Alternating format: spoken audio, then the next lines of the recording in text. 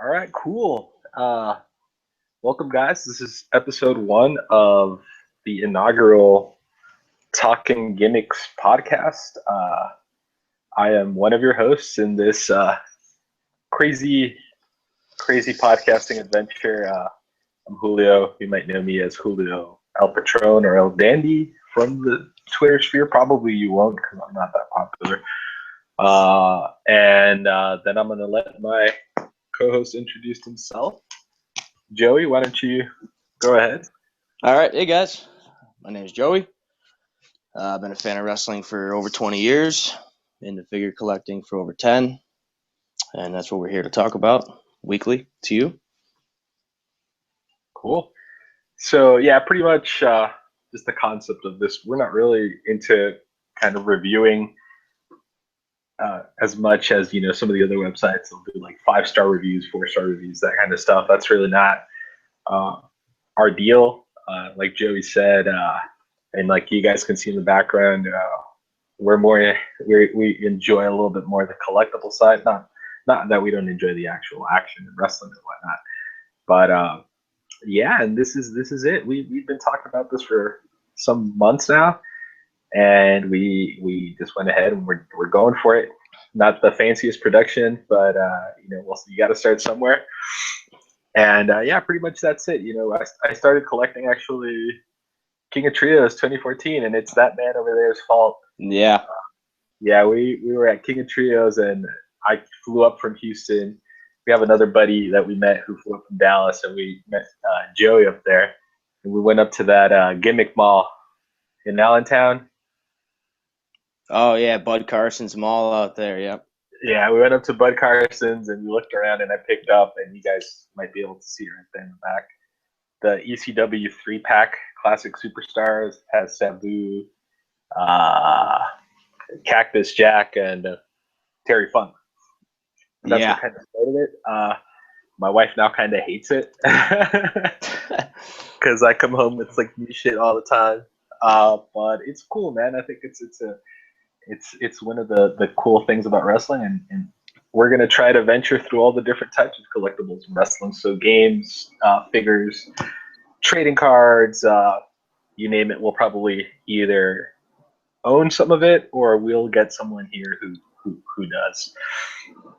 So that's pretty much the overview. We're usually, like I said, focused on the collectible side of wrestling. If you guys were expecting us to review the latest New Japan event, yeah, I watched it, but I'm not going to review it. I never wrestled, so who am I? But yeah. But I do collect a ton of shit, and I know about that kind of shit, so that's what we're here for. So that's pretty much it about the show. I think what we're going to start is our weekly recap, and this is our weekly recap of what we've found, what we bought, what we're looking for, and then kind of weekly recap of what we've seen on the wrestling world today. And I mean, I didn't watch Raw this week, so sorry, but I did watch Lucha Underground today, so that's kind of where I'm at. You watch Lucha Underground, Joy? Here and there. Can't say that I really watched it, continuously or nothing like that. But I'll throw it on when I see it, and it keeps me. It's a good show, but I haven't got around to really watching this season or nothing yet. They need to do Lucha Underground big, because that'd be dope. Yeah. Get like a Prince Puma and a Mil Muertes and all those folks. Yeah. I guess PJ Black debuted tonight. I don't know, spoilers, but yeah, I hope if you're watching or if you're gonna watch, sorry. Yeah, you did, and it was kind of weird because they did this whole. They did one of the vignettes that they do in Lucha Underground, which I love because they remind me of like the old WWF, WCW, when like Razor Ramon driving down like Miami Beach or whatever. Yeah. Like being a badass and fighting a couple dudes, and then he goes on and he loses his first match that after that vignette against Willie Mack, which I thought was like, all right, that was cool. You did a super sweet vignette, but now yeah. So I don't know, but I love Lucha Underground. I think from what's out there currently, I think it's probably one of the things I watch the most between Lucha Underground. I watch WWF, of course, because WWE, because I'm a mark like that. I New Japan and CHIKARA, which is, I think, as you're wearing there, show that you got the Crossbones jacket, which I'm still pretty jealous to this day. Some might not be happy about the fact that I obtained it on eBay, but I mean, what are you gonna do? You got the thumbs up from Ultramantis himself at King of Trios last year, so I think you should be all right. Yeah, that is true. So should be good. Yep, and I'm obsessed with wrestling T-shirts. So I've got, and just to represent my main man right there, Bret Hart, who, as we all know, got diagnosed with cancer this week. We tweeted it on our page. A couple of support tweets for Bret. It's the least we can do. He is my absolute favorite. I have and I'll show maybe one of these days, but I got a signed Defining Moments Bret. I got the Bret sunglasses. I've got pretty much every Bret out there. Yeah. So yeah, that's kind of that was kind of the bummer this week, but hopefully Bret will get through it. He's definitely one of our faves, and as we said earlier, just talking between Joey and I, that a lot of us wouldn't be still watching wrestling if it weren't for Bret. So yeah, absolutely. So Joey, you watch Raw this week? I watched it here and there. Was it any good? I have it DVR'd and I haven't watched it. Is it something worth visiting? The Dean Ambrose, Brock Lesnar stuff was okay. I mean, just Dean Ambrose being his typical self. Beat me, crush me, suplex me. He'll take a beating. You know what I mean? That type of thing, which is cool. I like to see that because he doesn't have to win. He could take a beating and it doesn't matter for his character. So, right. Other than that, I mean, just typical stuff. I mean, I can miss 2 hours and really not miss anything, it seems like, Yeah, I DVR it. And like I said, I know a lot of people kind of complain about Raw. I think I still watch it. I think there's some good parts, there's some bad parts. I just kind of fast forward through when I need to. I rarely watch it live just because I've got so much stuff going on. But I heard some good things about this week of Raw. So I don't know. This week I've been entertained with something else, and this is definitely tied to our kind of what we want to do here. And this is what I've been jamming to. Oh man, that brings it back. Yeah, I totally missed the boat on Fire Pro, and I have the PlayStation 1 version too. And this is, I guess, one of my weekly gimmicks that I've been enjoying.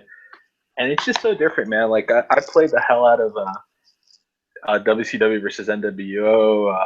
I played the heck out of No Mercy, WrestleMania 2000, which I think were great when I was, back in the day. And I think they still hold up pretty good, but I mean, they can't hold next to Fire Pro. Maybe not in the graphic sense, but Fire Pro is just so good.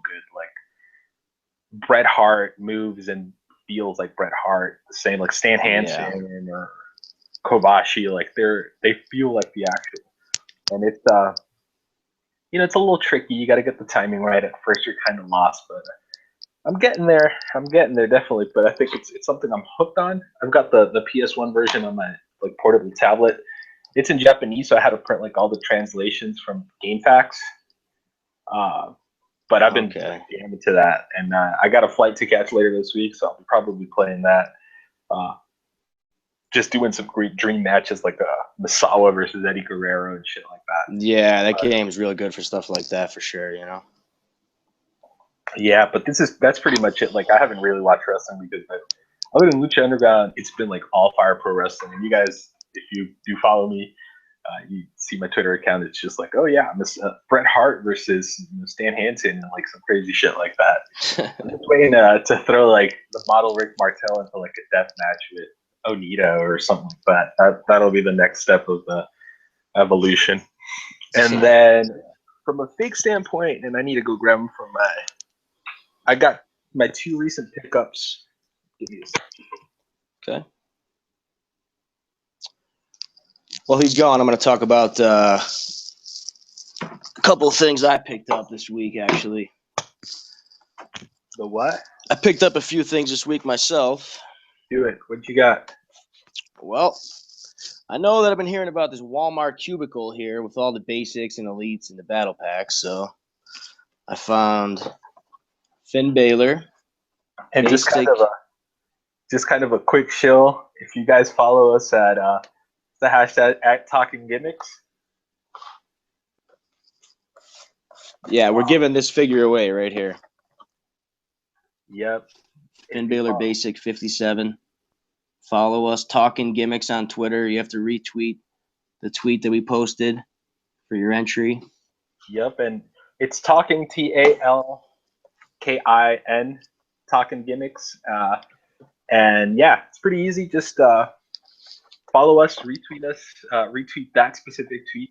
Is that still pinned, or is it the WCW cards? That might not be pinned now, but I'll pin it later.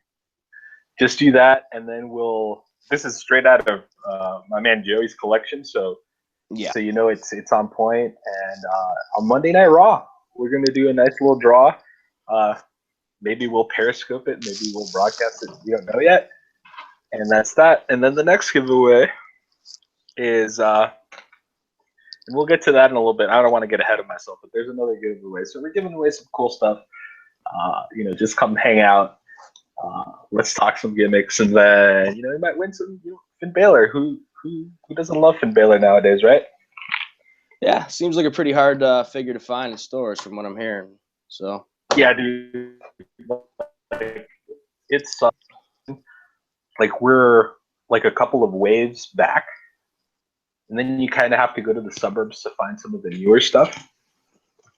But yeah, you had the two Balors, and there was a key difference there that I don't know if a lot of people are seeing those out there or not. But the title belts. Yeah, the chase figures. There's What's that gimmick? I ended up finding one, Finn Balor also. I think there's only 2 chase figures per box, and depending on which location, it could be anyone from the whole line. I mean, it could be any one of these here. So, I mean, I've seen Finn Balor. I've seen Big Show, Eric Rowan. You have to see Daniel Bryan. I'm lucky enough to find this one because a lot of people can't even find their figure, let alone the one with the bonus title. So, yeah, like it's kind of I really haven't seen much of I haven't really seen the newer stuff here in Houston, but even then, like those chase figures, I really hardly ever see them out in the wild, so that's a pretty sweet pickup. So you got the Balors, which we're giving away one. Anything else you find out there? I know we talked quite a bit, but yeah, I grabbed a Bella's Battle Pack because I know how these tend to be hot sellers down the line, and with Nikki's injury and Brie, all this talk about maybe starting a family, all that stuff might possibly be the last figure. Maybe not, but I know down the line these figures always go for pretty good money, so got to grab one when you see them. Yeah, like I don't really particularly collect Divas. I've got one, and it was the Funko Pop for Nikki that came in my Wrestle Crate this month. But they're hard, like the Elite Page and some of those, like the Stephanie fig. Like those are hard to come by, and I know a lot of people collect Divas. I particularly don't. But yeah, there's always like if you're in the market of buying to trade or something like that, or to keep for value, they're definitely worth it. But I just it's like when I talk to you, I don't really want to collect like a whole line. I just buy like figures that either look cool or are dudes that I like. Yeah. I mean, it gets to a point where it's like you have to draw the line somewhere, You have to kind of see which ones you want ahead of time that are coming. And I only pick a couple per set, that I really, truly want, and then I'm getting those ones. Yeah, that's usually how I approach it. But I know there's people who like to get like the whole series, which is totally cool. I mean, I get it. I just really don't have space. And I mean, I do have space, but then my house would be full of action figures. And I don't know how that will work out with the missus, but maybe. Yeah, I mean, it's tough. I gotta slow down a little bit. I feel like sometimes. Well, then you buy like the duplicates and stuff, which is good for our purposes for giving away shit. But Yeah. But some people like that. I usually don't, unless someone asks me, "Hey, have you seen whatever?" But anyways, that's all you got this week. That's pretty much it. Other than the gimmick of the week. Wes, what'd you grab? All right. This week. Between the first portion of this week and last week, I picked up a couple things. This dude, which I found here at my local Target. I've been wanting this fig, and I know it's like a wave back from what you have. Yeah. But like, I usually try to find them in the wild. If I'm extremely desperate, I'll like Amazon or something like that. I usually don't like pre-orders for these because you'll eventually find them. So I got the Hideo Itami, which was pretty sick. And then I think the other one, I don't know. Have you seen the Xavier Woods of this set? Yeah, I have that one actually. I don't know. I don't like the face. Like the face scan looks kind of weird to me. Yeah, a little bit. I think it's the first time in the line, but I mean, it doesn't say it on the front anyway. Which a lot of them, even Hideo Itami doesn't say it either. I don't think, does he? Yeah, let me double check because I don't think so. You usually get that, first in the line, and there's nothing there. No. See, same with Finn Balor's first one too. And then what? Looks like they're slacking on a couple of the packaging because Finn Balor doesn't have it, or Hideo. Oh no! What like? I thought that was pretty cool to like first in the line. Like I told you like 2 or 3 weeks ago that I found that Neville at like Big Lots. I think Neville still says first in the line. Yeah, his does. Right. Okay. But they like changed it up now. I don't know why. I don't know what's the reasoning. I don't know if they're just being lazy, but. And then the other one, I was actually out in Jacksonville for work, and I did a little toy spotting, fig hunting, and I found that little, like what you said, that little cube at Walmart with all the new stuff, and they had pretty much all of the new elites for this series, but this and Sting were the only ones that I really cared for, and I already had Sting, so I wanted to make sure I got Bulldog because he is part of the 90s Heart Foundation, and I just think it's a real sweet fig. I mean, I usually keep them in the box, so I kind of hate that they're skimming on the boxes with us now. Like if you compare like the older elites versus these, like you get less box, I guess. For people who collect outside the box, of course they don't care. But for me, like I just like the all the details in there and whatnot. I mean, I don't play with them. I think they display a little nicer inside the box.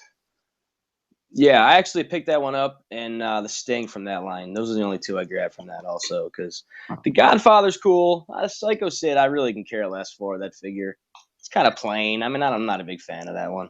I don't know. Like, I wonder how these companies, like how Mattel, like how they decide who they're going to release. Is it like a team there with like WWE people, or like? I mean, I would assume, but it would be really interesting to see how they figure out. All right, we're gonna do these elites and whatever.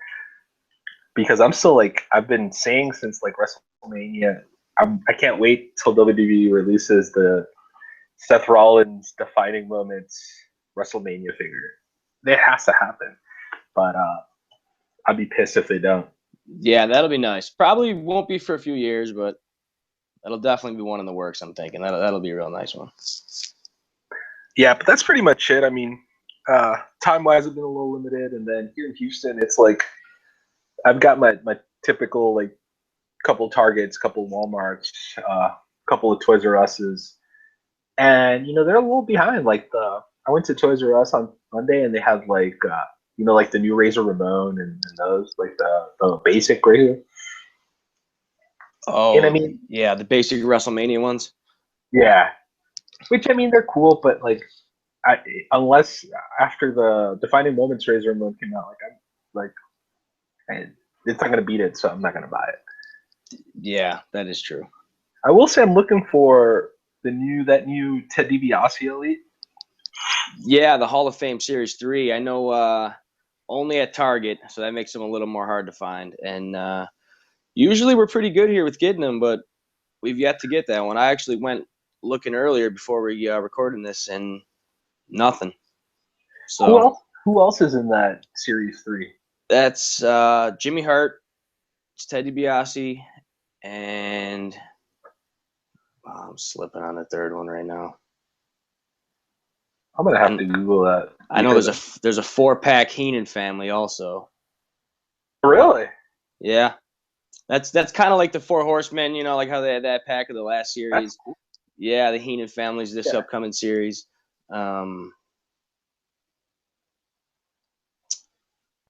I guess I just can't think of who once you tell me who the third one is, I'm gonna be pissed at myself. But is it Macho Man? It is. Yes, it is. Macho King, I think it actually Macho might be. King. Macho Yeah. King. I need that. I just pulled it up right now. Yeah. Is there a Cactus Jack there too in that set?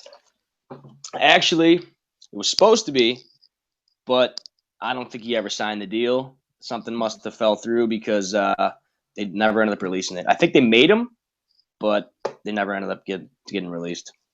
That's crazy, dude. Like that would have been sucks. That would have been a good one. Yeah. That would have been because I pulled up like a ringside collectibles deal from a while back, and he's in the picture, but maybe they left him out. But yeah, even that Jimmy Hart, I might get. You know, I love me some Jimmy Hart. Yeah, that's a nice Jimmy Hart figure, actually. If out of all of them, I'd probably get DiBiase. I mean, it's kind of hard to pass up on the Macho King, also in a sense too. So, I mean, if I see them all, it'll be different. I'm sure I'll grab all 3. Yeah, and they were supposed to be just thinking about figs that were scrapped. Wasn't there supposed to be a NWO Hollywood Hogan Elite? I think there was, and then they got scrapped. Yeah, I think it was. Okay. Scrapped because I remember seeing like that spoiled in ringside collectibles and whatnot, and I was pretty stoked because I'm a mark for NWO stuff. I've got like the Outsiders 2-pack and a lot of that old NWO like classics. But yeah, that sucks. But they'll probably bring him back. They're probably bringing back Hogan and Mania, right? They have to. That's some of the rumors I've been hearing. I mean, I wouldn't be surprised. I heard he wants to be a part of the biggest draw going. So to this date, I mean, I know it's going to be a big house there in Texas, and I'm sure he'll have his hand in there somehow. Yeah, I'm kind of I'm still debating about it. Like, I thought about going, but then I had some other trips that I took, and now I feel bad going. But it's definitely it's a 4-hour drive. Like, I would feel kind of bad if I don't go. But like, I looked for tickets for the NXT show. They're sold out, and then StubHub, it's like the cheap seats are $120. Ringside's like $1,000. Shit, like I don't know. Oh, for NXT Takeover Dallas. Oh, yeah, Nakamura and Sami Zayn. Yeah. Oh man, yeah, that would be. It's 4 hours away from you. That's it. Yeah, 4 hours. Dallas is 4 hours north from here. So if I was 4 hours, I'd probably be there. Yeah, I'm mulling it over. I'm mulling it over for sure. But maybe, and I can't wait for them to release the Nakamura figs. Yeah. Well, which ones? The Mattel ones or the future? You mean, or the ones that just came out now? Well, there's the ones that just came out now that are floating around on Twitter, and some folks are already about to sell those. I probably will buy one of those because they look dope. But I'm waiting for the Mattel ones too. Yeah, then AJ Styles. Yeah, because like the only AJs that are out there, like the TNA AJ Styles, and they're doing that other one for that. What's that company called? That they do like the Migo type figures. They're doing like a wrestling series with the Young Bucks and AJ. Oh, okay. It's I'm not sure what it is, but I know they're doing like a Cliff Compton figure and yeah, they're doing some others. other figures toy company is that company. That's what it is. Okay. Yeah, they're doing some, and they're doing an AJ Styles, but they're kind of weird because they like the clothing on the fig is like actual fabric, I think. Really? Yeah. And I don't know, the face detail, the face scans look interesting. They're doing a Tama Tonga one that looks badass. The whole paint deal. Yeah, that would be nice. I seen the Cliff Compton face sculpt, and yeah, I mean it was all right. Yeah, the should have AJ looked good with his gear. The AJ one doesn't look bad. The Bucks, I mean, they look all right. So I don't know. I might get that AJ style, but they're going to do a WWE AJ style, so I might wait for that too. All right, so that's pretty much kind of our week in hunting. It's been kind of a slow week. I got some stuff coming in the mail. A buddy of mine's from Twitter, who I think is also following Talkin Gimmicks. I'm not sure. Steve, he hooked it up with the Funko Minis. So I got like 6 Andre the Giants in the Funko Mystery Minis, and I got pissed off and I stopped buying them. But apparently there's like a pattern to them. So if you find a fresh box, they're laid out all the same. Oh, okay. And you should be able to get them. So we're going to do a little fun experiment. He found a fresh box. He's sending me the ones that I needed. And I'll probably do like a Periscope or something because he's sending them with a little like post-it, like this is supposed to be The Rock, this is supposed to be Daniel Bryan. And we'll see if that works. But hopefully it does because I like that little series, but I hate getting the repeat. Yeah. No, that'll be good. All right, so before we get into our Gimmick of the Week segment, I figured we'd do a little something different being the first episode. And you've got all your figs close by, and I got all my figs close by. What's your favorite fig you own? Favorite figure I own? Yeah.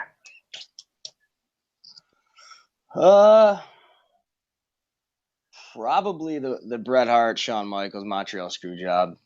Ah, man. The ringside exclusive, I think it might be. Yeah. You got that up on the wall, right? Yeah, I do. I mean, I'll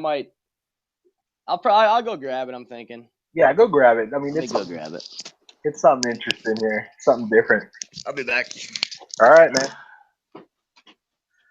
Yep, in the meantime, at Talkin Gimmicks, talking without a G, at Twitter, follow us, tweet at us.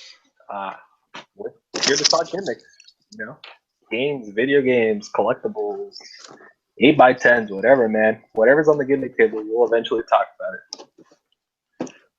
Okay, well, the plan is to get Shawn Michaels to sign his end of it in either Niagara Falls at the Comic-Con, I think in the fall, or I think he has an appearance coming up Philly, New Jersey area in the spring or summer. So this is basically it.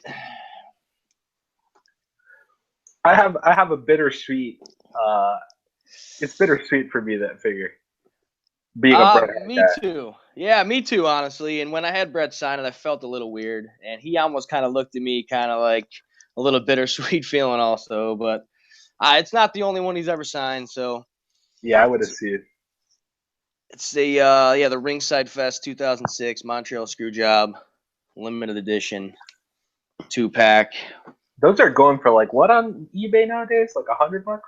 They're like $100 not signed right now. Yeah. Yeah, it's a hard figure to find. I've seen a couple on eBay, and I've been tempted to pull the trigger, but I just hate that moment in wrestling history a little bit too much for me to actually give in. I want one because I love Bret, but I don't know if I'll give in. Yeah, it stings a little bit every time I look at it, but it's a cool. Yeah, to have Shawn sign it. Once Shawn's on there, I mean, Shawn's opinion of it would probably be a little different than Bret's opinion of it, so. Right. But we'll see. Cool. That's a cool fig. I think that's whole series of those classic superstars are so cool. I like the packaging. I like how they look. Yeah, they just look real fancy, I guess, and just like the black with the gold and the way they look all together as a collection just really looks nice. I love that they did some weird ones too in there, like Shockmaster and stuff like that. Yeah, they definitely have a big collection. I mean, if you even go on eBay and just type in WWF Classic Superstar figures, it'll be endless. The 2-packs, the limited editions, the 3-packs, just countless figures they made of that line. Yeah. All right. So I also, my fave figure is, and I think it's going to be a little bit of a, not repeat, but there's a little trend here. Let me go grab it. All right. pretty sure I have an idea of what he's grabbing there, but let's just be sure. All right. So it's by Defining Moments Brett. Signed by Brett. And that's nice. Yeah, from In Your House, Canadian Stampede. And just the Defining Moments boxes are so cool. Yeah. I had he came to town for Reality of Wrestling, which is Booker T's promotion here in Houston. And Booker T, I guess, since he has the inside connection to WWE, like he'll bring a lot of like classic, Hall of Famers and stuff like that. And that day, and I regret part of it because he brought Brett and Ricky Steamboat, and they did like a signing before the show, and like you paid separate, but it wasn't even bad. Like I think you paid like like $15 or something like that. Oh wow, $10, something. It was cheap, and Brett would sign for you, and then you could do like a 2-pack for like it was 20 something, and you get like a picture and signature from each of them. But I didn't have a Steamboat figure, so I said I'll just go with Brett. But yeah, I think it's cool. I think seeing this, and now that they released the Owen DVD, they're gonna have to do an Owen figure. Yeah, I think it's just a question of his wife or his family, I think, agreeing to it. I mean, I think that was hard enough for the DVD, but eventually there should be an Owen figure. Because my goal is to have like that, the whole like Heart Foundation that's on this T-shirt, like with Pillman and Owen and Bulldog and all those guys, just have them in one shelf. So we'll see what happens, but yeah, that's my favorite fig. Defining Moments is definitely my current favorite line. I have a lot of the Defining Moments, not all of them. Like I didn't care for the Undertaker one, but I get the ones I like. Yeah, I have Razor, Undertaker, Sting, and that might be it. Honestly, I think I only have 3, maybe another one somewhere. Don't you have Flair? With the robe? No, I don't. My friend does. I don't have that one. I've got Hitman, Hulk Hogan, Sting, and Razor. Okay. Yeah, I never grabbed the Hogan. Yeah, the Hogan's pretty cool. I like that Hogan. But yeah, that's pretty much just kind of a one-time deal, just trying to show you guys what our prized possessions in terms of our collection. I'm sure there's some other, y'all are welcome to tweet us, what's your favorite fig you guys own or anything like that. Like, what's your favorite piece of memorabilia? And we'll retweet to you guys, and next show maybe we can go over some of the best if we get a good handful. So that'd be a pretty cool thing to do. All right, so gimmick of the week time, Joey. All right. This is something we're going to try to do every week, hopefully, and we're going to just find weird ass stuff in terms of gimmicks and collectibles, and just kind of go over them and see how they hold up after time.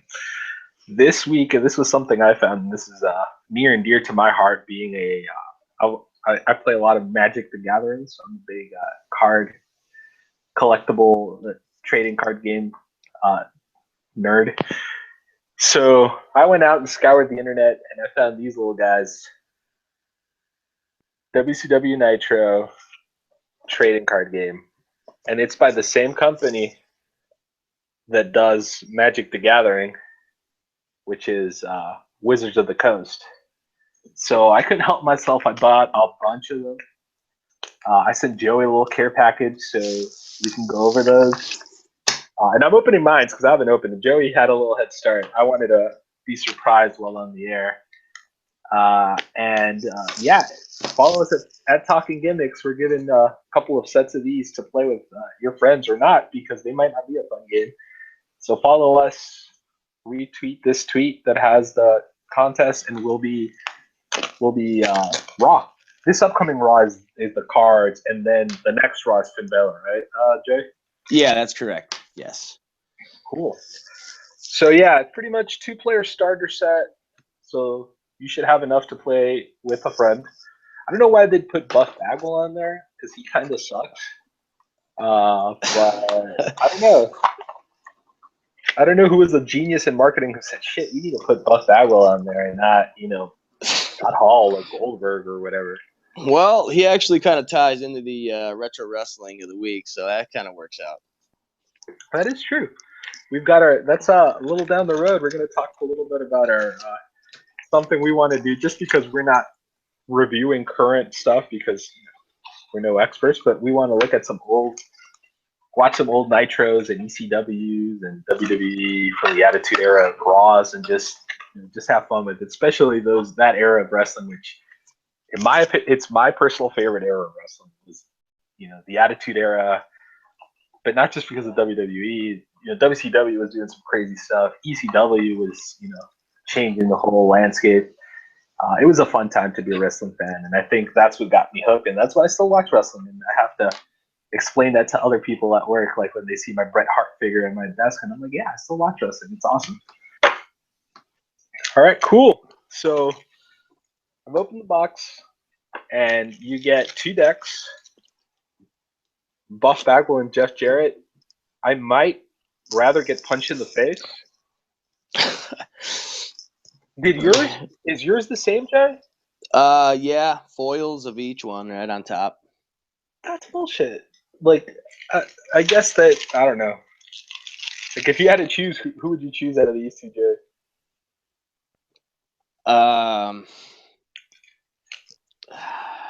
Probably Buff Bagwell. Really? I mean, I don't really. He had that pretty sweet American Males intro song when he was teaming up with Scotty Riggs, which is an all-time classic. That was a great theme song. Jeff Jarrett is good. He's kind of a legend. I don't know, but I think that's where the slap packs come into hand, where you grab one of those, and I think you pull another card there. You could probably play as one of those guys, I'm thinking. Yeah, we've got a couple of those to open, right? Just to kind of see what's in there. You've got 2, and I've got a couple too. Right? Yeah, I have them somewhere. Yep. All right, cool. And then what else is in here? We got what seems to be a playmat. You guys can see that. You got Buff, you got Goldberg, you got Sting. Yeah, and you just lay this out. You put your deck on there, your discard pile. I mean, from reading the instructions, it kind of plays like Magic, where Magic, you have your your lands that tap for mana, and you can cast spells. Here, you've got your Nitro cards that give you action points, and then that lets you do moves and stuff. It's basically it. And Joe, once we get the logistics down, we might do a special kind of side video where we actually try to play this goddamn thing. Yeah, definitely. I'll read about it and try to figure out exactly how to play, and then we'll definitely in a future episode try to get a game going. Yeah, so this is nice little playmat with Buff Bagwell. You've got the official instruction booklet. Goldberg. With Goldberg, who may or may not be at WrestleMania. That's what I hear. I don't know if the Ryback gear change has anything to do with that or not, but I did hear a little bit about that. And then going through this, you got like little pictures with, I think that's Vampiro. That's what I love. Like, I love WCW in the 90s because they were so random. Like, they had dudes from Mexico, like they had El Dandy and Psychosis and all those random dudes. They bring in random dudes from Japan. It was awesome. I love that. I'm gonna say I'm biased. I am a WCW guy from that era. I think you are too, right, Jay? I would say I'm. Or are you a WWF Attitude Era guy? It's like 55-45 WCW. I mean, it's pretty close. I mean, I watched a lot of the Attitude Era. I mean, I was 12, 13 years old during that. So, I mean, all the divas back then and everything. I mean, my view of that now is completely different than then. So, now I kind of prefer WCW a little better looking back. Looking back? But back then, I think I liked the Attitude Era a little bit better during it. Yeah, I think like if you look at it, they both did like really interesting different things. Like the whole NWO angle was just crazy. Like, even I remember being a kid, like I was like I honestly thought that Razor Ramon and Diesel were there to like invade WCW, like on behalf of WWF and stuff like that. And I mean, I guess it's funny like missing those days where there was nothing really to spoil you on things. Like you weren't on Twitter saying, "Oh yeah, they just spotted so and so at the Royal," outside the arena at the Royal Rumble. No, I know. Back then, it was a lot different. Yeah, let's go over some of these cards because, as you guys well know, all the rage right now on Twitter, and I will admit that I've succumbed to that mania. Is the New Japan Pro Wrestling, well, the Kimpuro cards because they have Noah and some others. But the Kimpuro cards, like, I think are sweet. Like, I don't know how to play it because I can't read Japanese, but they look so cool. But this is the OG. This is before Kimpuro. Yeah, it is. We even have like our shinies, like this Jeff Jarrett, which if you look at it next to Kimpuro card, and I'll send you, we'll tweet a picture. It kind of looks like ass because the Kimpuro cards look so cool. Like you don't even have to know how to play the game. Like I enjoy collecting them. Whereas I don't know if I'd stick a Jeff Jarrett card in a binder and like say this is dope to collect. A Sting maybe. Then you've got your Nitro cards, which is like gives you energy to do moves and stuff. They give you a ton of those. Then you've got some like moves, like they got like Juventud Guerrera missile drop kick, and then they got Houston's very own Booker T. Oh, nice. I mean, I guess they've got freaking Hulk Hogan, top rope punch. I mean, yeah, I guess for their era, like you got a Ric Flair chop,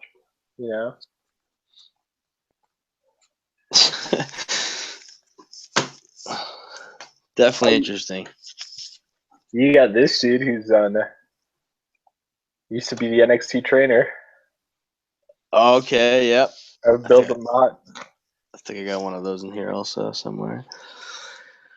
Yeah, it's a little randomness. It's more like I guess you control one wrestler and then the rest of the deck is like moves and stuff. It's not like you have different wrestlers. That's what I'm getting from this, from the Jeff Jarrett one.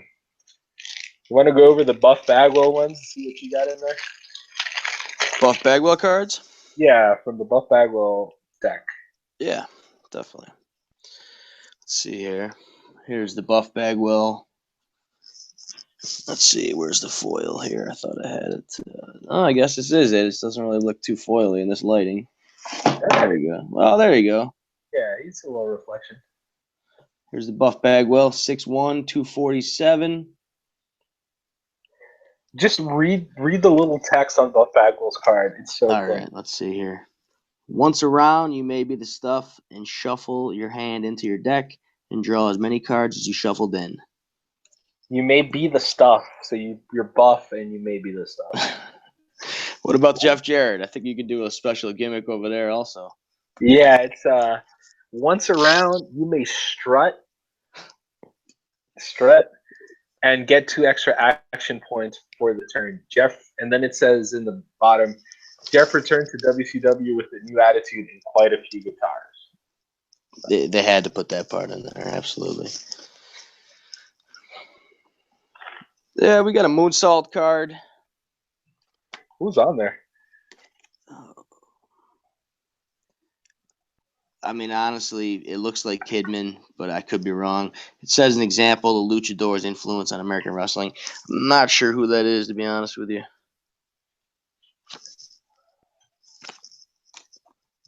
You might have the same one. Oh, I see it. Yeah. That might be Rey Mysterio when he was doing that whole... Is it? It might be. That whole Filthy Animals gimmick deal. Okay.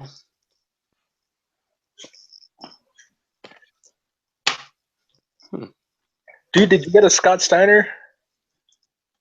Did I get a Scott Steiner card? Let me see. Belly to Yeah, belly I suplex. did. Yes, I did.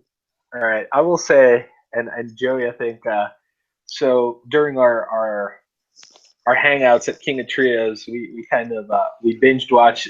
Well, the first year it was Teddy Hart. Oh yeah, good old Teddy Hart. Who's a personal favorite of the show. He is. And did we do both the Scott Steiner ones the year after? Because he remember that promo, like he cuts on Samoa Joe about he does just really bad math. Like if you take my 33.5% and you divide that, and you remember that? Oh yeah, okay, yep. I think it was it was that, but I mean, I just think all I'm remembering is Teddy Hart. I think out of all those trips, for some reason, he's sticking out to me. So yeah, so you might out in the Twitter world own a couple of WCW Buff Bagwell versus Jeff Jarrett battle pack with the mat, with the whole deal. I mean, I will say the game looks entertaining. I need to find someone to try test this gimmick out here. If not, we'll try to throw down with Joey. We just need to figure out how our cameras are going to work. But yeah, you can own this. And that's not all. So 2 winners. We're going to pick 2 winners. You'll get 1 dual pack of WCW, which, overall, what you think about this gimmick, Joey? I liked it. It brought back some memories. Once I start playing it and get the hang of it and everything, I think it'll be a lot better. I got the mat laid out here. I don't know if you can kind of see a little bit. There you go. Not too much, but got a little.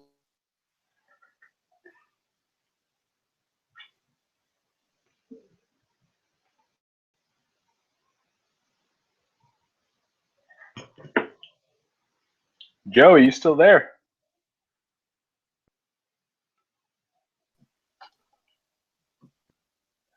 Technical difficulties, ladies and gents. That's, as always, first podcast. You there? Yeah, I'm here. I'm good. All right, cool. Go ahead, show us the mat. We kind of lost you for a second. Yeah, I had some kind of difficulties there. This is the mat here. Kind of hard to tell here without moving the camera too much, but it's a good set, I mean, looking forward to trying to figure out how to play it. I think it's an interesting idea.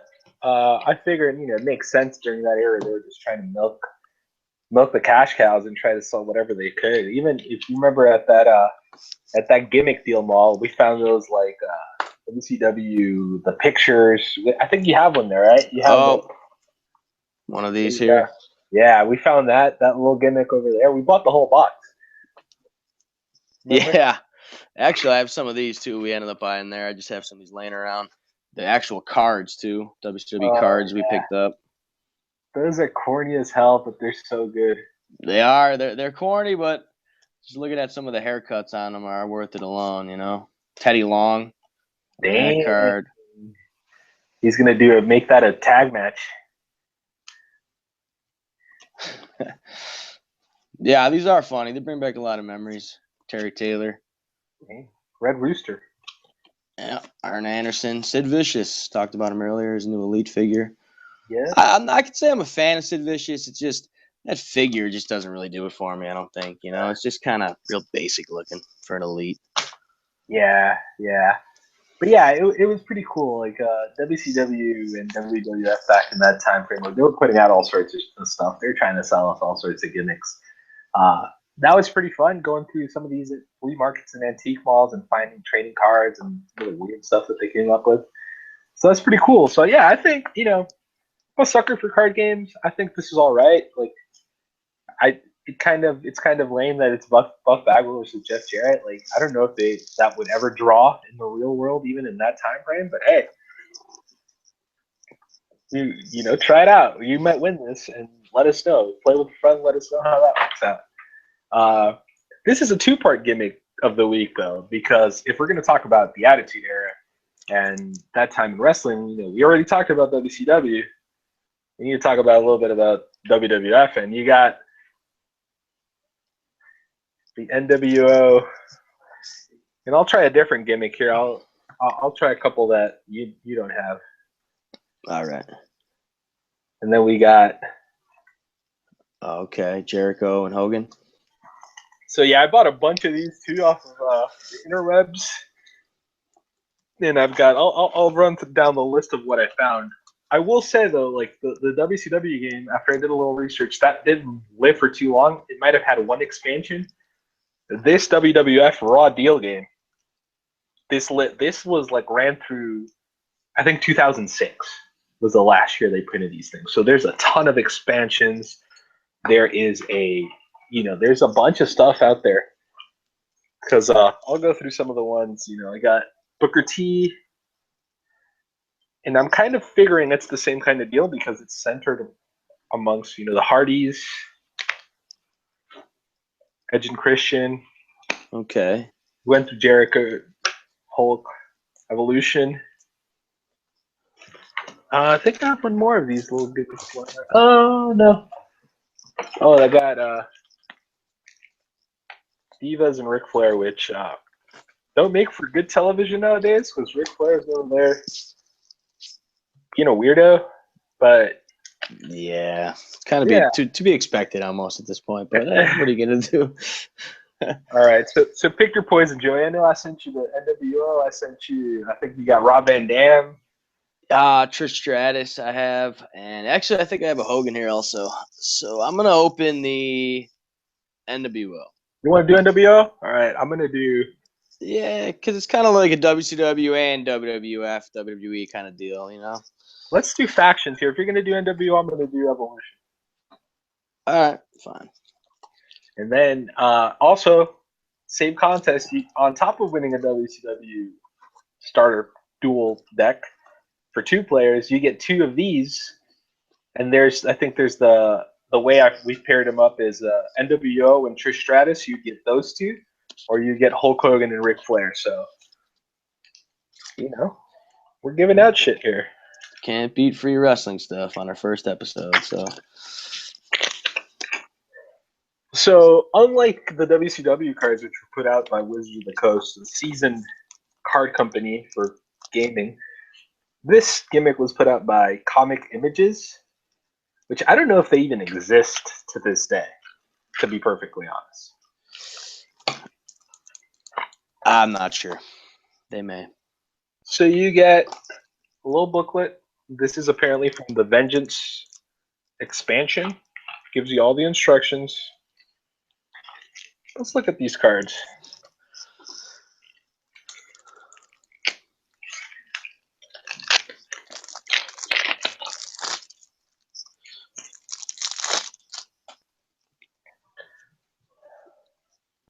As far as the actual cards, the cards look a lot better than the WCW cards. Yeah, I'm gonna vote the same, and we'll do a side by side here.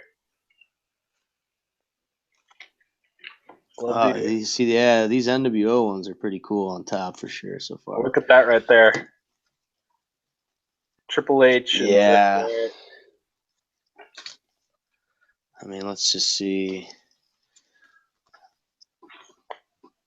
That Scott Hall card. That is cool. That's the Outsiders. Yeah, even this one here with the whole crowd sign gimmick here. Oh NWO for life type of thing. These are definitely real cool. That's pretty cool. I like that the NWO one. Cool. Like the Evolution one, you get this. This is like your main player card, which is the whole team. Again, shiny. These are, I guess, more comparable to, and then again, they're not as cool as the Compuro cards, but they're, I guess, getting there. Where the WCW cards were a little, meh. These got a little bit more pop to them. Yeah, I actually ended up with a pencil-necked geek card. Damn, Freddie Blassie. Yeah, and someone could win these, so just stay tuned. This is just interesting. I mean, there's some interesting stuff here. Like I think the concept's similar where you've got like your wrestler. In this case, my team is like Evolution, and you got the Outsiders, and then you got a bunch of moves here. Yeah, You got there's a this lot guy of too, moves. Oh wow, okay, real early on. and it says strike, heal, or an object. So this is way before Superman Cena when he was the Doctor of Thugonomics or whatever. Sorry, kids. Yeah, this was before that time, man. I, I'm gonna go on a little rant here, but Cena gets so much crap, and I don't mind Cena, man. I'm like, that dude carries. You know, he holds his own. I feel. Oh yeah, he's a workhorse. I mean, I'm not the biggest Cena fan, but I'm not one to knock him. I mean, I respect him for what he does, you know, for the business and outside the business and everything like that. So, seems like a great guy, you know, Make a Wish and all that stuff he does, and just all the time on the road, and can't really knock the guy, that's for sure. Yep. So I think these are cool. I think these are. It looks a little bit more deeper in terms of the way these play from a gaming standpoint. I think you guys will enjoy that. You know, here's the back. We'll compare the backs of the cards. Pretty much the same deal. You know, generic logo on there. I want to open another one because I want to compare. I already opened the Evolution deck. I opened Trish actually already also, so I can compare the Trish to the NWO here and see if here's a Trish card here. All right, that's pretty cool. She was actually one of my favorite divas back then, so I was a Lita guy. I thought Lita was cool because she was, you know, where the other divas were really not, doing crazy like athletic things. Like Lita was doing like moonsaults and just some crazy cool things. And I guess that's the precursor from now. You see a lot of the, women in wrestling who are doing some crazy stuff. So I think Lita was the one who really kind of started that, at least stateside, because then, you can get the argument from maybe some of our viewers, and probably rightfully so, that the Japanese Joshi been doing some crazy stuff for longer, which is true, but stateside, no one had seen that kind of stuff from a woman before. No, I agree. All right, so here's Y2J. Okay, another favorite of mine. He's another favorite of mine. What do you think about current Y2J? You think he should call it a day? I don't know. I mean, in a sense, maybe, but I kind of like how he's getting these matches out of guys, that he probably wouldn't have if he did hang it up, like he's getting to work AJ Styles. I know I listened to an interview, and he wanted to work Luke Harper, and he got to do that. You know what I mean? So like, yeah, he can still go. That's for sure. It's just there's a lot of young guys that aren't really getting used on TV, but he's a hell of a hand in the same sense. So kind of got to keep going to him, Before I move on from these cards, I've got a complaint. And if you look at that card, Judo Ensagiri, but they misspelled Ensagiri. Okay, they did. That's a no-no right there, especially with marks like me. I'd be like, no, it's not a real Ensagiri. But yeah, it's cool. I like these cards. I think overall, I'm giving this gimmick of the week challenge. That's something I just made up, but I like the WWF cards better than WCW cards.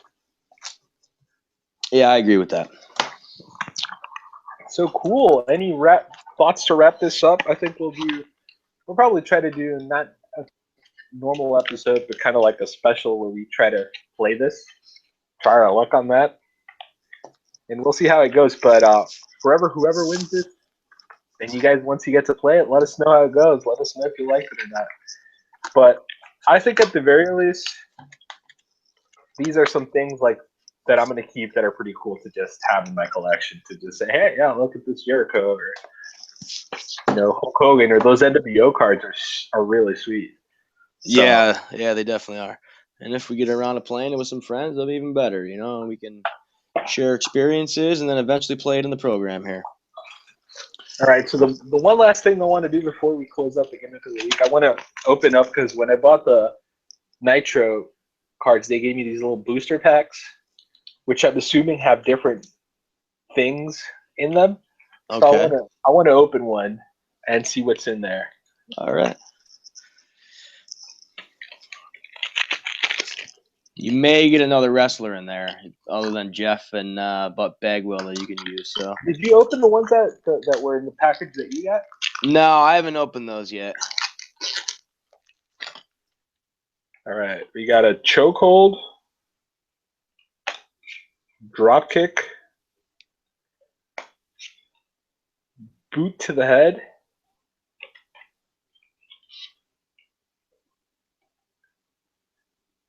moonsault,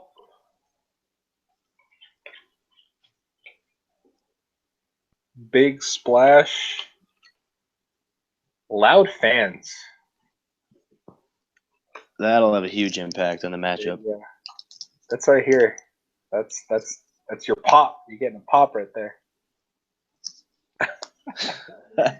You'll see the character I got here. I'm just gonna jump to that. Zabisco. All right. The legend Larry Zabisco. Now, is that an announcer card or? It says corner, so I'm guessing this is like okay. This guy as a manager or something. Okay, hey, that'll work. I'm gonna send the other two I have to the other winners. They can spruce up there.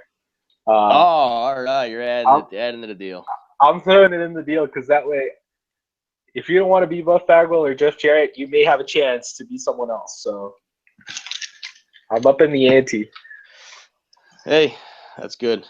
All right, cool. So that was the gimmick of the week. Fun little gimmick here, and we're gonna move on to our retro flashback of the week, which, as we said earlier in the show, we didn't want to review current stuff because for that you've got much more skilled people. Because I am not good at that. I don't know if Joey is, but I'm not. No. That's not our gimmick. Our gimmick is figs and collectibles and whatnot. But we do like old wrestling, especially 90s wrestling. And Joey happened to pick a little ditty from what you picked this week, Joey, and we'll go over it. That was your pick this week. All right, this week I picked a episode of WCW Nitro, 1996. Let me get the exact date here. January 15th, 1996, episode 20. If you want to follow along on the network. Yeah, and we'll at the end of this show we're gonna say announce what we're watching for next week. So we'll tweet it out to whoever wants to join, and then I think further down the line we'll kind of live tweet it. But for now we're just gonna keep our thoughts for the show. But yeah, Nitro. I love Nitro, and it ties in perfectly to our little gimmick of the week here. Start us off, Joey. The funny thing about Nitros is that they don't hold up very well. Sad to say they don't. And right. You got to figure, like I was saying earlier, I'm 29 now. So this was 1996. I was 10 years old when this was live. And I'm 29 now. So, I mean, it's my view now is completely different. So, I mean, the show opened up with Lex Luger versus Macho Man. Lots of Luger chants early on. That's for sure. The crowd was hot for Luger. They really were. A lot of dirty action on the outside, if you remember. Yeah. I mean, you got to remember Luger was a big deal in this. I guess in 96, 95, all that. Yeah. He was a big deal. And even before the Luger match, just to start, the announce team is Eric Bischoff, Bobby the Brain Heenan, Mongo McMichael, who I hate Mongo. And then I'm like, what the hell? Like Mongo's with a dog, which I didn't really remember him having a dog. So yeah, and Bischoff's wearing his like sweet motorcycle leather jacket. And then then they get into the whole Luger, and they the crowd was hot for Luger, but they were pushing the whole angle that Luger had like a 3-match win streak on Macho. Yeah. Which what you think about the match like overall? It was a pretty good match. Early on, Macho controlled the in-ring action. Luger was taking it to him outside. That's for sure. Yeah, there was one moment when I think Macho was on the outside and Luger, the camera was focused on Macho and Luger was on the inside. So I'm like, I guess my mind was in current day wrestling. I'm like, yeah, this is a suicide dive or a tope or some shit like that. But then I remember, yeah, Luger doesn't do that shit. He comes around the ring and he just starts pounding on Macho on the outside. But I think my mind is now, I need to get back into that old mindset, And it was one of the things I wrote, and they thought for this match for another one, that the crowd was popped over a chokehold. Yeah, no, things were a lot more simple back then. That's for sure. Is that a sign that we're old, dude? We're old wrestling dudes. Either that or the times are just way different. One of the two. But yeah, I'm feeling pretty old. But if you think it was 96, so that's 20 years ago, pretty much. That's I feel old. Based just thinking about it like that, going back and watching it, because it's funny because I think you realize you're old like when you're watching wrestling and you're like, I remember when Brett worked Owen at SummerSlam, and it was yeah, but a lot of people are our age out there, so I don't think we're that old. But we still have that link between that era and then the current era, and it's two different eras. And you could see Luger and Macho. Don't get me wrong. I thought the match, it's not a classic by any means, but it was bearable. It was it was pretty good. Yeah. Yeah, and Luger goes over with the torture rack. Yeah. Classic. He didn't want to let go either, but hey, what are you gonna do?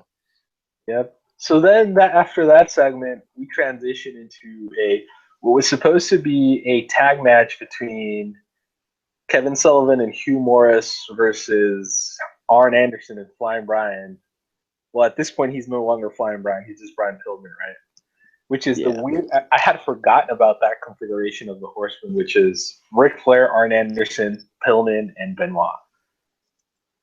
Yeah, that was when they all came out. That was definitely something, because I didn't really expect for that, because like I said, I haven't seen this in so long that.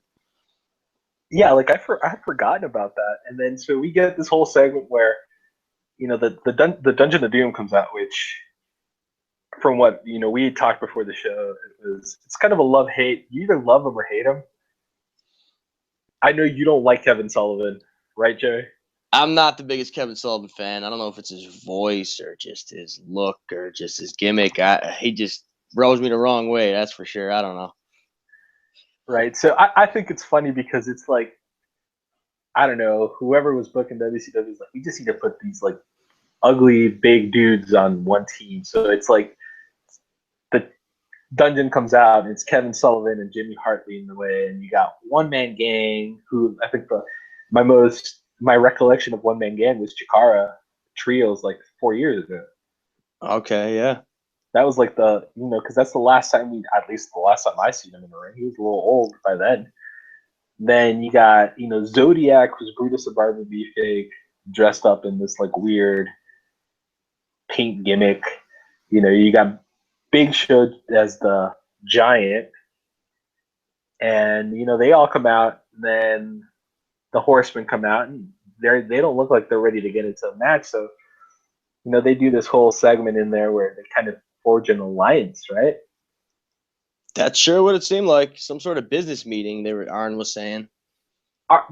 You got to say this though. Arn is cool. Arn still holds up. Oh, he does. Like, listen. He's calm. He's like a calm collective, but he could sure snap, and he sure did. He's like a business, like Arn. I can still see Arn on TV. He still has a little southern, but I can see him on TV now because he's a badass. he's so underappreciated, I think, in terms of the Horsemen. I know it's Flair, but Arn is Arn. Yeah. And at least one of my favorite parts in the show, and I think yours too, was well, before this even happened, Arn, and I wrote this down, when he goes into, if there's not a financial end to the means, we don't want a part of it. Like, they're all business. And then what happens next is Brian Pillman being a little jerk. And then what happens next, Jay? Oh, what, the slap in the face from Arn to Pillman? Yeah. Talking about? Oh, I'm not saying he didn't deserve it, but Benoit sure didn't appreciate that. Let's just say. Arn smacks the shit out of Brian Pillman, like, just straight in the face. Arn's like, shut up, little kid. The men are doing business. But in the background, as you said, Benoit is just like giving him a death stare, giving Arn a death stare. So I guess it's the whole old versus new, the old horseman versus the new horseman. But I don't know. I think Brian Pillman felt kind of out of place in the horseman, configuration, because he's always had, he was Dean Ambrose before Dean Ambrose. Yeah. No, I mean, I wrote in my notes here, he died way too young, I mean, I would like to see what he would have done for 10, 15 years after that, Do you remember the Brian Pillman angle on WWE where he had a gun and he was like breaking into someone's house? Yeah, I do. Yeah. But anyway, stuff that wouldn't fly today, that's for sure. Yeah, that's crazy. I wonder how, and I'm sure they're edited, but how edited those old Attitude Era shows are, because there was some crazy shit. Yeah, I'm sure they took a lot of that stuff out of there. But I don't know, when you go to watch some of it, I mean, it says before that it's like original content, so, but I'm sure they do take some of it out of there. Well, as we go through these, we'll kind of figure it out. But that's the end of that segment. They do a little truce. It's kind of weird. Seeing the WWE is super weird. And seeing Kevin Sullivan dressed in like a yellow and red robe, like Hulk Hogan's colors, but he hates Hulk Hogan. I didn't kind of get that. But anyway, so then we move on. We got a next match. We got the American Males, who had their theme was the worst or best, depending on who you ask, and up against Public Enemy, who was before this was their debut in WCW, according to Bischoff. Yeah, it said they were snowed in New York previously. I don't know if it was the week before, a couple weeks before they're supposed to debut, but this was their actual debut against the American Males of Marcus Bagwell and Scotty Riggs. Yeah, and it was funny because even then we were total smarks, because did you notice the crowd chanting ECW? Yeah, yep, absolutely. Total smarks for, I guess Public Enemy, I thought they were a little cool back then, but those dudes did, now that we look back, that did not age well. Like, two big old fat dudes. Yeah. Trying to be rappers who are not rappers, who are just, vanilla as they come. And the match was a little sloppy. I didn't expect much of it. Like, for me to say Buff Bagwell was the best part of that match, like he was the best performer in that match, that I guess says a lot. He was. I mean, I guess the only thing that really stuck out to me to that match was the American Males theme song.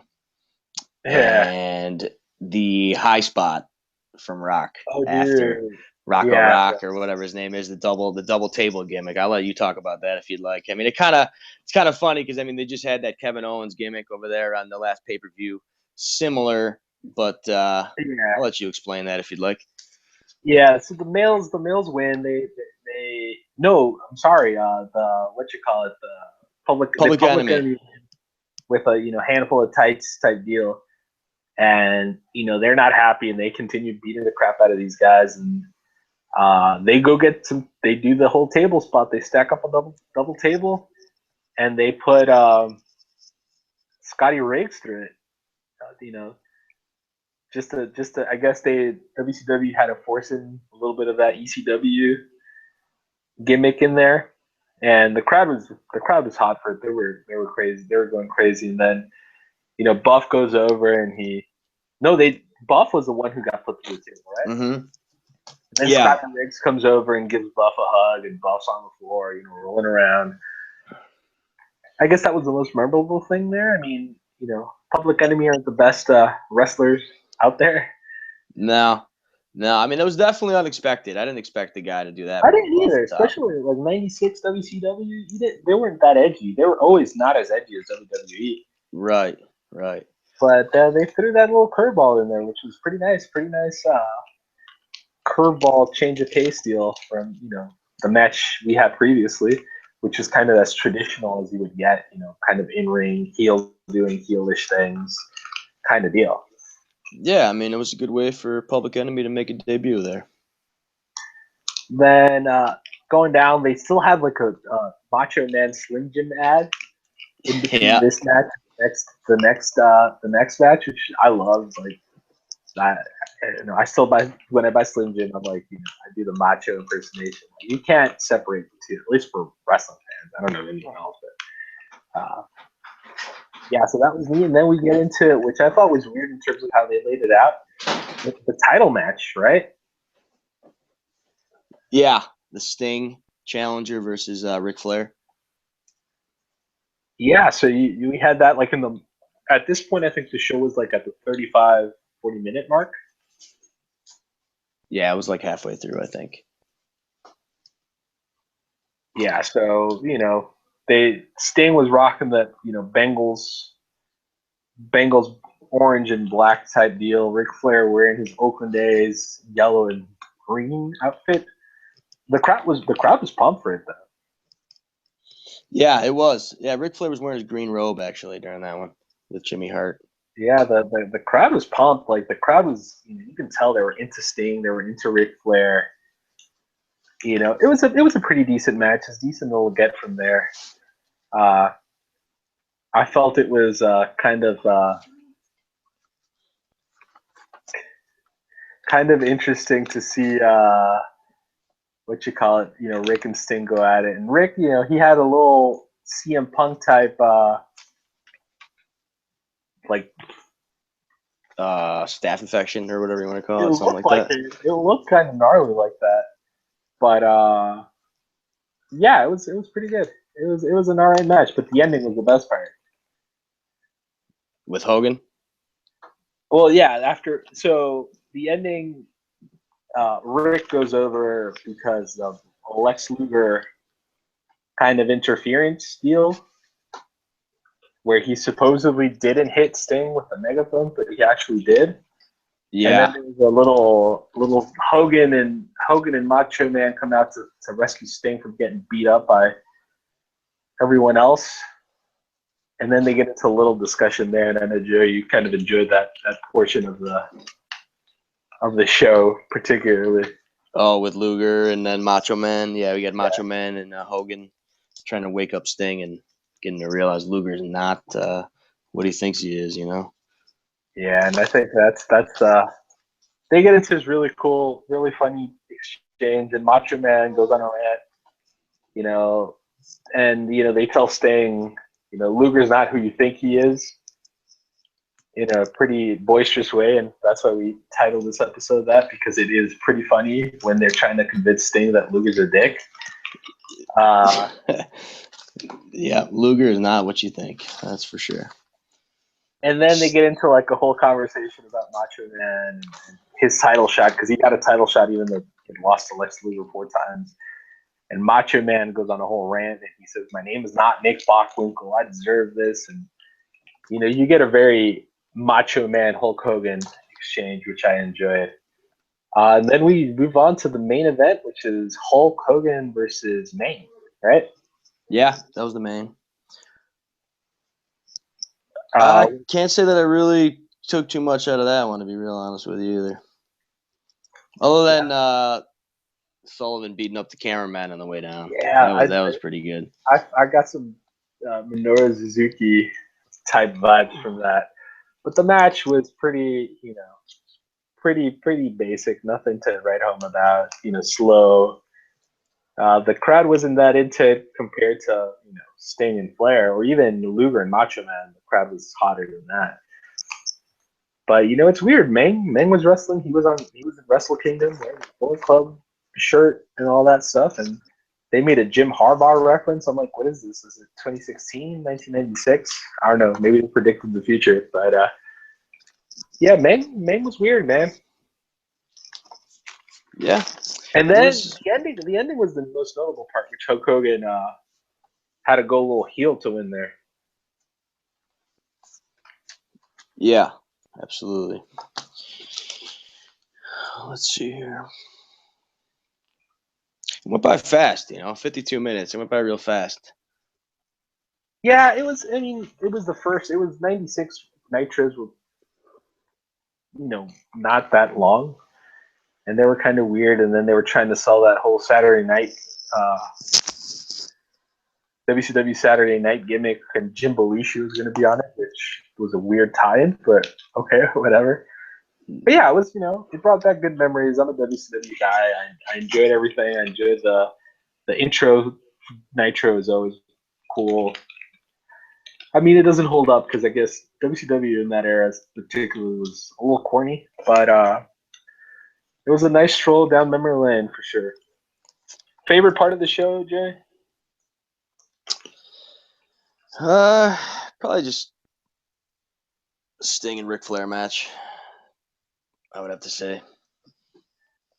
Yeah, I think for me, I think my favorite part was the Hulk Hogan Macho Man confrontation where Macho Man said that he wasn't Nick Bockwinkel, and that part was pretty funny. And I enjoy Hulk Hogan promos, and I think that was the funniest part of the show. But yeah, all in all, it was interesting. We're gonna keep doing nitros. I think next week, what do we have next week? We have an ECW TV, right? Yeah, ECW. Let's see here.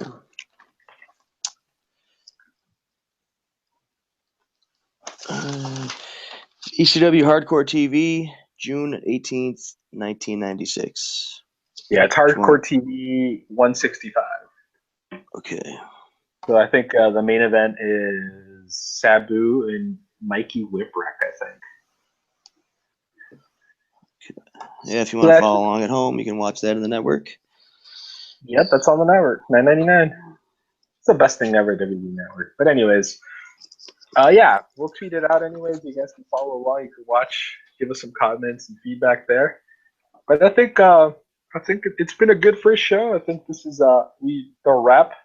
So remember to follow us, Talkin Gimmicks, at Talkin Gimmicks, TALKIN, no G, on Twitter. We've got a couple of giveaways. We've got the WCW and WWF cards. Those are going to be raffled off, for the winners are going to be picked on Monday night during Raw. And then we got right over there. And then we get the Finn Balor we're giving away on February 15th. That edition of Raw around 10 p.m. Eastern Standard Timing. All you got to do is follow us, hit the retweet on the actual pictures. Just make sure it's the one for the contest because there's some other pictures hyping it up that we're not going to count. It has to be the one for the contest. And maybe you can win some sweet stuff and something you'll enjoy. And we'll probably do some periodic giveaways here and there. But if we can get like doubles of the gimmick of the week, we'll try to do that as well. But overall, any closing thoughts, Jerry? Just real quick before we go, I want to plug an upcoming event this weekend. It's National Pro Wrestling Day. CHIKARA is putting that on. Reading, Pennsylvania, 2 p.m. this Saturday. The main event is CHIKARA Grand Champion Kimberly versus Mickie James. It's also Young Lions Cup Eliminator matches. And it's free, right? Free to attend, but please consider making a donation to Polaris and help combat human trafficking in the U.S. as well as abroad. ChiKaraPro.com for more information. Yep. And hopefully you can come out Saturday.